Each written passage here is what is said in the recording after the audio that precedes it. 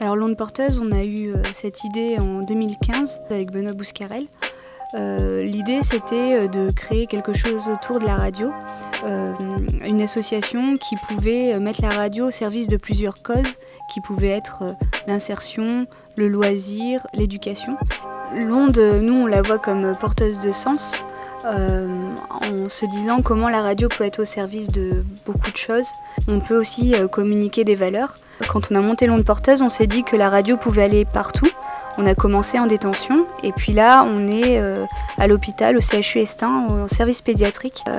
Donc ça c'est nos projets et on aimerait pouvoir le pérenniser sur l'année à venir, sur 2020. On peut très bien travailler sur une cartographie sonore, mais aussi on a le démarrage d'une fréquence qui est le 98 FM en novembre prochain. Donc on devient pour le grand public une vraie radio sur Clermont qui pourra être écoutée sur cette fréquence et aussi une radio nationale sur lechantier.radio. À travers ça, le chantier.radio et cette radio, c'est surtout un chantier d'insertion. C'est un dispositif qui permet à des personnes éloignées de l'emploi de pouvoir travailler leurs projets professionnels dans plein de domaines très différents. Et nous, on leur permet un accompagnement social avec l'association Inserfac et aussi un encadrement. On va permettre en fait à des salariés en insertion de prendre la parole dans l'espace public et on a cette reconnaissance du CSA qui valide ce projet-là.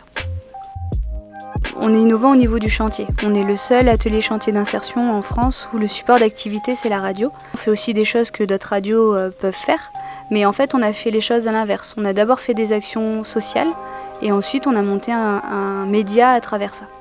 Dans 10 ans, ça serait une petite école de la radio ici. Avec le boom du podcast, on est très optimiste et c'est aussi avoir une place dans cet écosystème.